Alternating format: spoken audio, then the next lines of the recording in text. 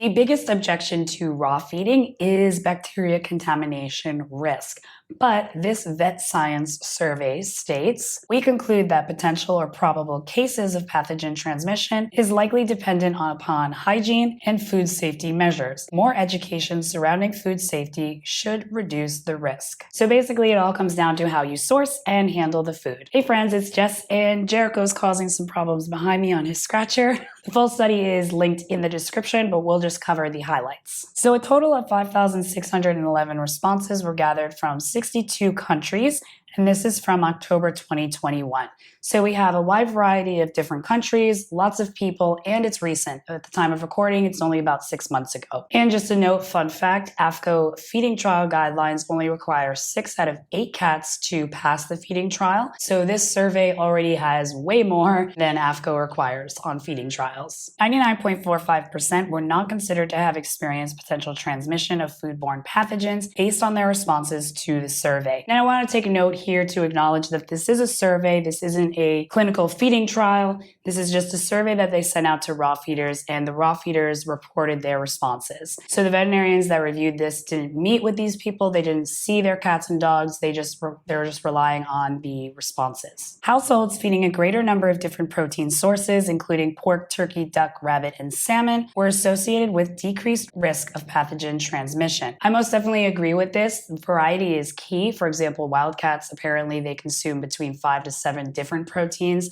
just to complete their diet. Protein variety is also great to curb picky eating. Let me know in the comments below, if your cat is picky, how many different proteins is he or she eating? Another reason for variety is you never know when the company is going to change their formula. And AAFCO gives them 6 months to actually change the label. So they could change their formula and you probably wouldn't know until 6 months down the line. You also can't predict recalls or out of stock, or maybe they'll just discontinue the product altogether. So it's always great to have multiple proteins, multiple brands that you kind of go through so that you have variety. As long as you focus on one change at a time, because cats are sensitive to food changes. Give me a polydactyl thumbs up if this is helpful so far so that more cat parents that are interested in raw can see this video. Thank you very much. Additional risk factors associated with pathogen transmission included preparing either raw diets in a separate location with different utensils than human food. This is very interesting to me because typically you would find people that would say, separate everything so that there's no cross-contamination. I actually use the same kitchen counter that I prepare my food on to make Jericho's raw food.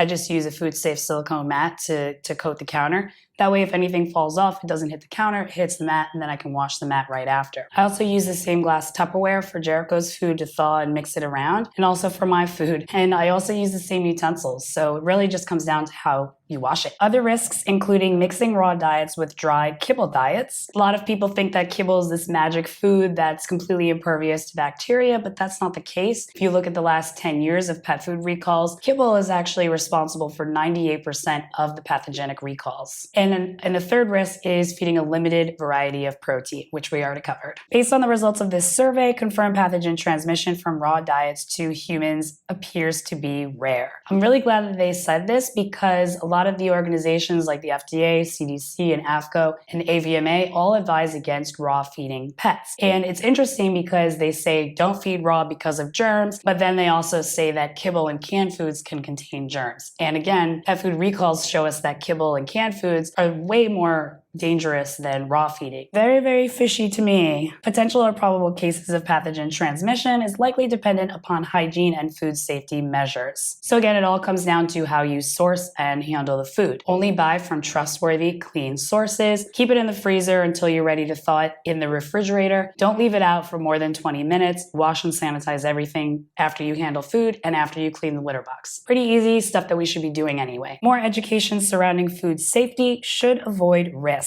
I'm glad that they also said this because a lot of you have said to me that you're afraid to start on raw because of bacteria contamination risk, but the risk is there regardless of the type of food that you feed. So if you're ready to start with raw, check out this playlist right over 𝐤𝐄𝐄. It's my playlist specifically for beginners. Thanks so much for watching.